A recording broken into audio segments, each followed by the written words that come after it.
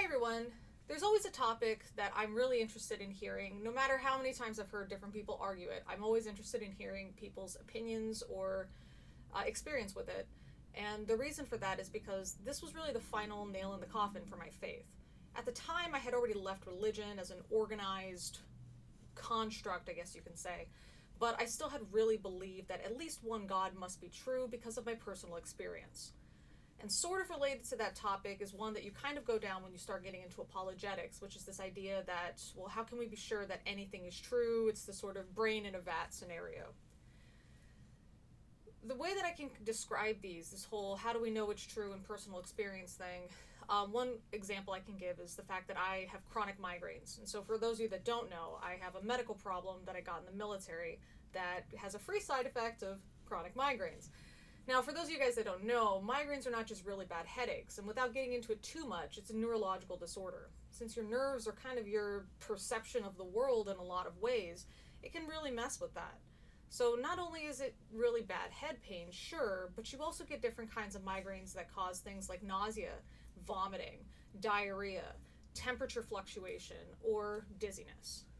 Now, for me, when I have these bouts of extreme dizziness, I don't know if we're in the middle of an earthquake. And that's a little bit concerning for me because if we are in the middle of an earthquake, I want to, duck and cover and, just wait for it to pass.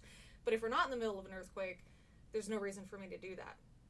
So when something like this happens at work, there's sort of a catchphrase that I have, I guess, that I'll be in the middle of talking to a coworker and say, well, wait a minute, are we in the middle of an earthquake right now?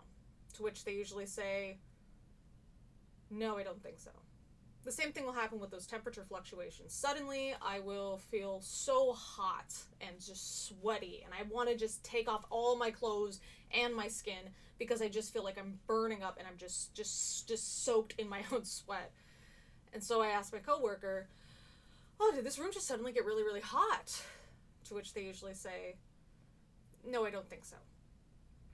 In this case, I'm having a personal experience. And I don't think anybody's really denying that I'm having this personal experience. I know I'm not denying that I'm having this personal experience. But my concern is whether my personal experience reflects reality. Because again, I either need to duck and cover or not and just continue working, for example. Now with my coworker, that's a great way to just say, hey, is the thing that I'm feeling really true? Because I know that I have migraines. I know migraines can cause this. So am I just having a migraine, or is this like an event that we need to do something about? But what if I wanted to show my coworker, no, my personal experience does reflect reality. My personal experience is accurate. We are in the middle of an earthquake. Everything is shaking. It is really hot or really cold in this room. How would I be able to do that? It's not my personal experience versus their personal experience, but instead becomes a thing where we got to bring in tools. I could take a temperature in the room, for example. I can get a thermometer and test the temperature. If we're in the middle of an earthquake or not, I can do something like put a piece of tape on the floor next to a desk, and if the desk moves, because we're in such an earthquake, or at least I perceive that we're in such an earthquake that it would cause a desk to move, we can just wait and see, is the desk going to move away from or over this tape? We could check to see if there's any hanging lights and are they swinging around. And if we're not sure if they're swinging around, because my perception can mess with that as well, then we could take some kind of measurement where we can put like a ruler from here and just watch as it moves closer or further away from this stationary third party, I guess you could call it, this stationary measure. That's what I would have to do in order to say that my personal experience is real. My personal experience does reflect reality.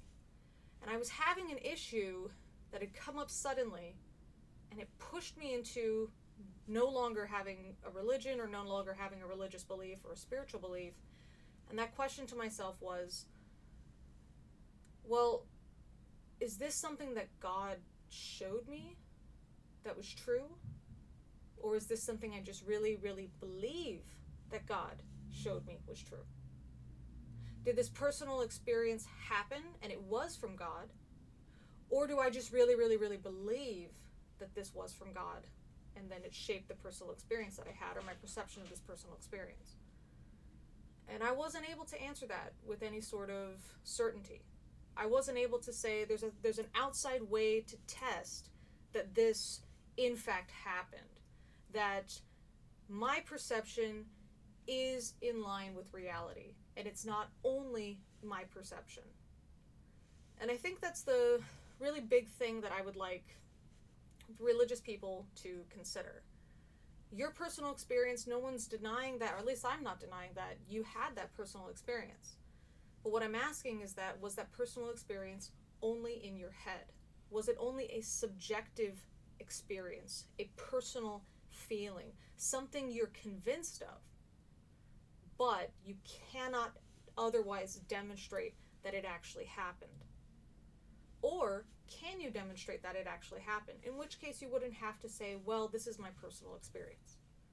When you pray really, really hard and you feel the movement of the Holy Spirit, which is what our church had really pushed, is it really the movement of the Holy Spirit?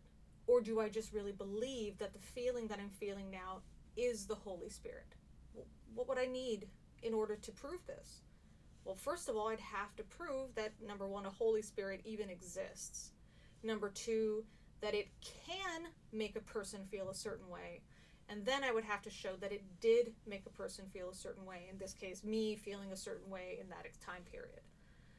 Without doing that, there's no way to say that my personal experience is in line with reality versus my personal experience is totally subjective and just in my head. And so that's what I'd like you to consider if you guys are a religious person watching this. If you're not a religious person watching this, then I would recommend asking somebody those questions. That if they say, well, yes, this is my personal experience, you don't say, well, personal experience doesn't count. You have to explain why it doesn't count. And hopefully this has explained it a bit more. And for any of you guys that have migraines and you also feel like it's you're having an earthquake, I'm really sorry to hear that. For any questions, comments, what have you, feel free to post it in the comments section below. You guys can check me out on Discord, and you can check me out on Patreon. Both of those links are in the details section below, and I guess YouTube likes it when you say, please like and subscribe. So there's that. But as always, guys, thanks for listening.